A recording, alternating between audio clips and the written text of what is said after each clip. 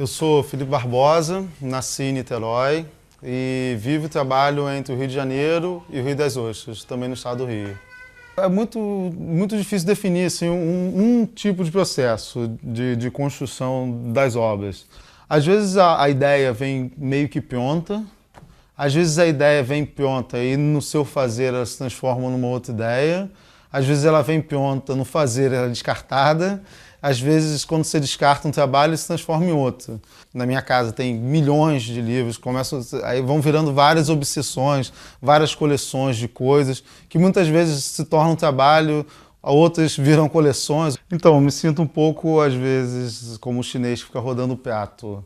Que tem uma série que às vezes está adormecida ali, tem que dar um tapinha para ela continuar. Então, o trabalho vai ficando cada vez mais complicado, porque eu não termino uma série, ela fica ali latente. Tento sempre deixar influenciar pelas coisas que eu estou vendo, pelos trabalhos, assim, eu sou muito flexível no trabalho. Eu deixo muito, assim, um dos procedimentos de trabalho é deixar o material, deixar as coisas falarem por si. Eu tento interferir o mínimo possível, porque eu acredito que quando você permite que o material inicial fale, ele não deixa de estar ali quando você manipula. Então, assim, quando eu pego um martelo e ponho pregos no martelo, continua sendo martelo, continua sendo prego.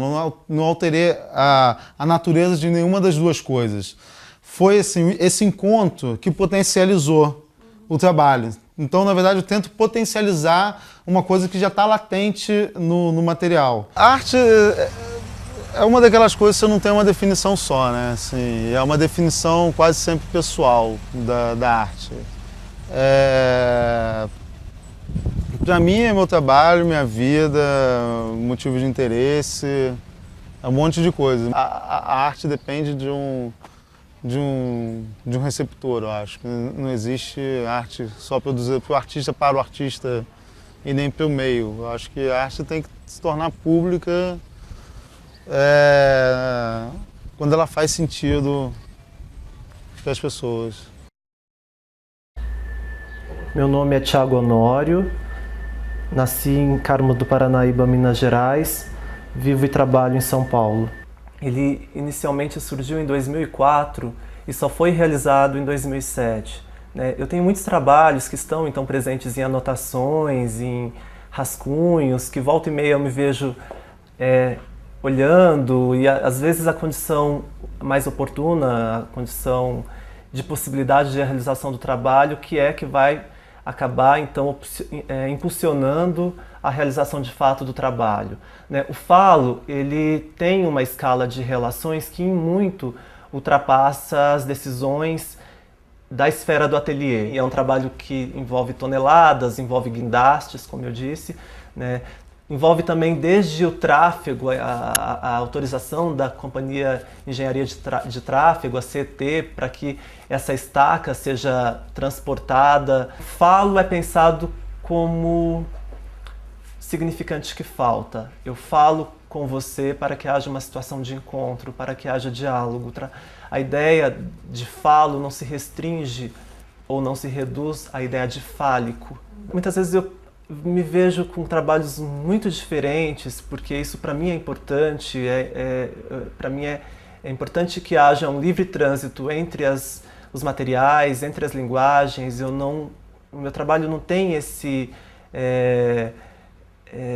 tempo do ateliê, da cozinha da pintura, da cozinha da gravura. Ao contrário, assim, cada trabalho é uma espécie de tábula rasa.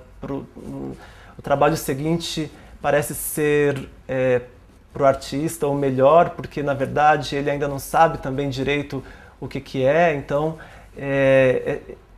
a inquietação geralmente é a mesma. Muitas vezes um trabalho nasce de uma palavra, muitas vezes o trabalho nasce de uma imagem, de experiências que estão decantadas na vida mesmo, de experiências pelas quais eu passei, experiências enfim, das mais cotidianas, das mais triviais, das mais corriqueiras. Meu nome é Matheus Rocha Pita, eu nasci em Tiradentes, em Minas Gerais, e eu moro no Rio de Janeiro. Para mim, uma imagem sempre tem muita camada de significado, nunca é só uma, assim, que sempre está me dando mais coisa. Então, geralmente, meus trabalhos eles partem assim, de uma imagem específica que eu entendo como imagem uma situação também, não é só foto ou pintura, enfim, a imagem para mim é uma situação dada, assim. E aí eu desmonto essa imagem e mais ou menos remonto, assim. Quanto mais você começa a mexer nas coisas, mais elas é meio infinito, assim. Você nunca vai chegar a um termo final, assim. Então, quanto mais você mexe numa coisa, mais sai coisa dali. Eu tento, assim, dar várias versões de uma coisa. A cada suporte seria mais ou menos uma versão, assim. Então, é como se você tentasse descrever o mesmo objeto de várias maneiras. Só que cada descrição é diferente uma da outra, e cada descrição é uma descrição que sobrepõe uma a outra. Então, no final das contas, você cria um certo curto-circuito. Tem uma fase preparatória de pesquisa, aí tem uma fase que eu começo, geralmente tudo sai junto. A parte de pesquisa demora muito mais tempo do que a parte de produção mesmo. Mas geralmente a produção, eu já entro na produção com uma coisa já bem meditada, já bem encorpada. E sempre tem um espaço para improvisação no meio, mas geralmente eu já entro na hora de fazer sabendo o que eu quero.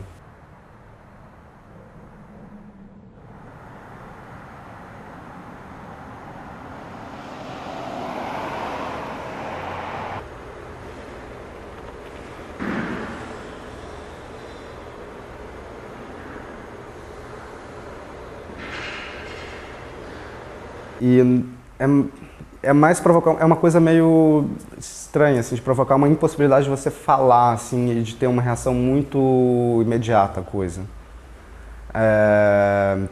Eu gosto de, assim, quando eu vou no cinema, eu gosto de filmes assim, que eu começo a gostar daqui uma semana, de coisas que ficam na cabeça, assim. Então eu quero isso, assim, eu quero uma coisa que você não consegue digerir muito fácil. Meu nome é Paulo Vivacqua, eu nasci em Vitória, no Espírito Santo, vivo e trabalho no Rio de Janeiro. Uma forma me leva a uma ideia, por exemplo, há um trabalho que está ali atrás, cuja ideia inicialmente era a ideia de anêmona, por exemplo. A ideia de um ser que não é humano, mas é uma espécie de ser celular e que já remete a uma forma que tem certos princípios, certas curvas e tal. Daí, quer dizer, me remeteu a um som. Esse som, por exemplo, é um som granuloso, entendeu? Um som meio aquático e ele vai criando nuvens de sons que às vezes se agrupam mais e às vezes se fragmentam mais.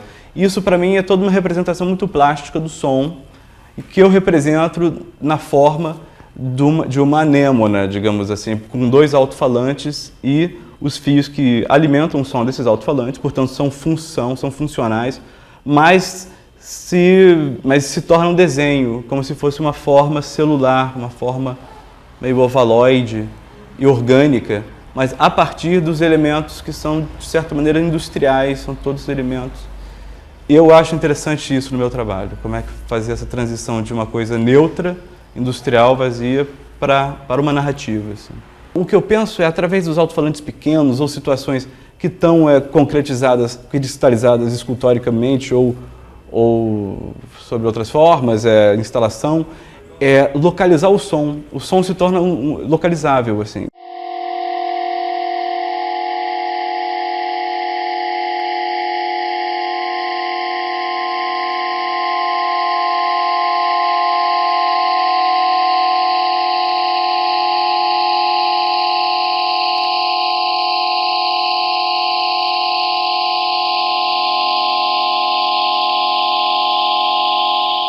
Você fecha os olhos, você continua ouvindo o som. Ou seja, o som não é como a visão, assim.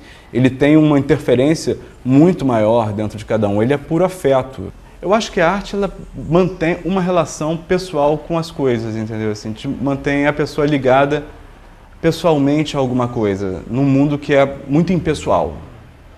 Eu acho que é importante também numa obra de arte lidar com a questão da sensibilidade, de você criar um interesse, você puxar a pessoa para o trabalho. Assim. E isso lida com um jogo de familiaridade e estranhamento.